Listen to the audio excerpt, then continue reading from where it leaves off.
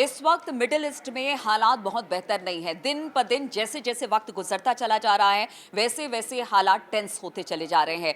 अगर बात की जाए इजराइल की तो वो अपनी तरफ से हमले कर रहा है। अगर गाजा पट्टी से हमले की हमास की बात की जाए तो वो अपनी तरफ से हमले कर रहा है। लेकिन ये छोटे छोटे हमले क्या किसी बड़े युद्ध में तब्दील हो सकते हैं? बातचीत करने के लिए मयंक मेरे सहयोगी मेरे साथ जुड़ गए हैं। क्या इसके बड़े और बिग क्या कह सकते हैं लॉन्ग टर्म के लिए खतरनाक परिणाम हो सकते हैं क्या? देखिए, अभी एक बहुत ज़्यादा परेशान करने वाली खबर आई है पेंटागन की तरफ से, अमेरिका की तरफ से। ये चेतावनी दी गई है कि ऐसा हो सकता है कि ईरान जो है वो इज़राइल के जो न्यूक्लियर स्टेशंस हैं, जो न्यूक्लियर रिएक्टर्स हैं, उसको निशाना बना सकता है। ये अपने आप में एक बहुत ही चिंता पैदा करने वाली खबर है। और उसी तरह से ये भी कहा जा रहा है कि इज़राइल भी जो है वो ईरान के जो न्यूक्लियर सेंटर्स हैं, उसको निशाना बना सकता है। अगर इस तरह का कोई हमला होता है, तो वो इस पूरे रीजन को तबाह करने के लिए काफ़ी होगा।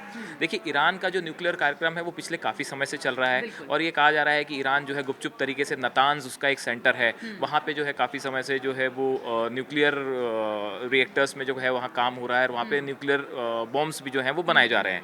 तो अब ये पूरा जो प्रोजेक्ट ईरान का चल रहा है ये अभी गुपचुप तरीके से चल रहा है। अमेरिका की पूरी कोशिश रही है शुरू से कि ये आगे ना बढ़े, लेकिन अब चूंकि वॉर की स्थिति पैदा हो गई है, तो ऐसा कहा जा रहा है ये आशंका न सिर्फ पेंटागन की तरफ से बल्कि मोसाद, CIA सबकी तरफ से जताई जा रही है कि हो सकता है ईरान अगर हमला करे इजराइल पे, तो अगर उसके न्यूक्लियर रिएक्टर्स पे अगर हमला होता है तो ये अपने आप में एक बड़ी तबाही ला सकता है। अब ईरान के पास कई सारी बैलिस्टिक मिसाइल्स हैं जो कि बहुत अच्छी रेंज की हैं और काफ़ी सारे न्यूक्लियर वॉरहेड्स भी कैरी कर सकती हैं। ऐसे हालात में ये माना जा रहा है कि अगर वॉर ट्रेडिशनल वॉर होता है तो उसका स्केल अलग होगा, लेकिन अगर ये न्यूक्लियर वॉरहेड से अगर किसी तरह का हमला होता है या न्यूक्लियर रिएक्टर्स पे हमला होता है, तो उसके बाद इस पूरे इसके वॉर का परिणाम तो बहुत दुष्परिणाम कह सकते हैं हम, क्योंकि अगर परमाणु संयंत्रों पर अगर हमला होता है या फिर उनके बड़े किसी ऐसे प्लांट पर हमला होता है तो फिर तो सिर्फ ये इजराइल ही तहस नहस नहीं होगा या ईरान ही तहस नहस नहीं होगा, बल्कि पूरा का पूरा मिडिल ईस्ट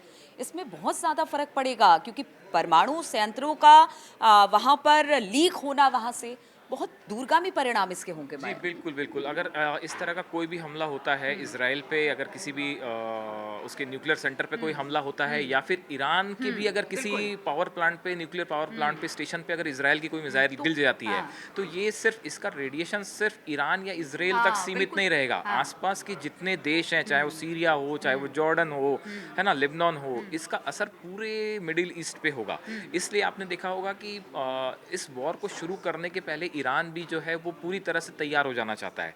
मतलब पहले कहा जा रहा था कि ईरान फ़ौरन हमला कर हाँ, देगा बिल्कुल, बदला बिल्कुल। लेने के लिए, लेकिन आपने देखा कि पिछले कुछ समय से ऐसा लग रहा है कि ईरान भी हर चीज़ के लिए पूरी तरह से तैयार हो जाना चाहता है।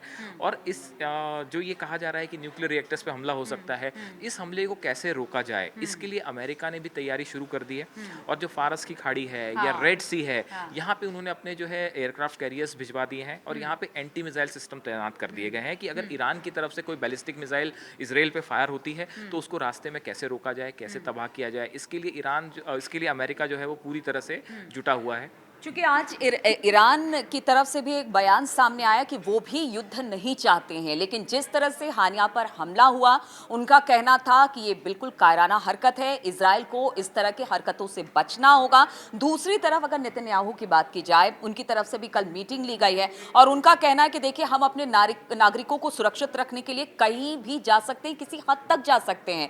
यानी दोनों तरफ से कहते हैं कि तलवारें खिंची हुई हैं और बस अब इंतजार है कि किसकी तरफ से पहल हो और फिर एक बड़ा ब्लास्ट। एक एक बहुत ही इंटरेस्टिंग बात आई है कि नेतन्याहू और उनकी कैबिनेट ने बंकर्स में अपने वॉर रूम बना लिए हैं, और ऐसा कहा जा रहा है कि किसी भी तरह का कोई ऐसा हमला होता है जो कि किसी न्यूक्लियर इंस्टॉलेशन पे हो जाता है और किसी तरह का रेडिएशन हो जाता है, तो ऐसी स्थिति से निपटने के लिए इन्होंने, माना जा रहा है कि नेतन्याहू जो है और वो और उनकी पूरी कैबिनेट अब इसराइल में बंकर बना के उसके अंदर से ऑपरेट कर रही है, ताकि ऐसे किसी भी हालात में जो है वो आगे की रणनीति कैसे बनाई जाए, कैसे सुरक्षित रहा जाए, इसको लेकर काम हो सकता है। और वहीं एक आपने जो बात की, ये बिल्कुल ठीक है। जॉर्डन के विदेश मंत्री, उन्होंने ईरान का दौरा किया है, और जॉर्डन की तरफ से ये कोशिश हो रही है कि किसी किसी भी तरह से इजराइल और ईरान के बीच फुल फ्लेजेड जो वॉर है इसको रोकने की कोशिश की जाए। और अमेरिका भी, जो बाइडन, हमने पहले भी चर्चा की थी कि बाइडन भी ये नहीं चाहते हैं कि कोई बड़ा युद्ध जो है वो मिडिल ईस्ट में अचानक से छिड़ जाए।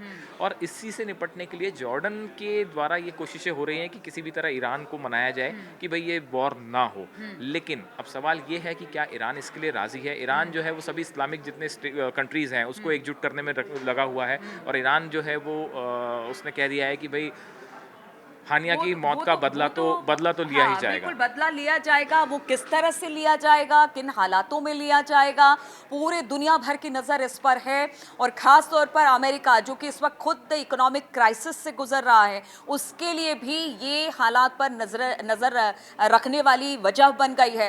तो अब देखना होगा कि किस तरह के हालात आगे आने वाले 2-3 दिन में बनते हैं। क्या कोई बड़ा हमला इजराइल ईरान के बीच में होता है, या फिर मामले को यही सुलह सफाई के साथ खत्म कर लिया जाता है? इस खबर पर लगातार हमारी नजर बनी रहेगी। आप बने रहिए हमारे साथ।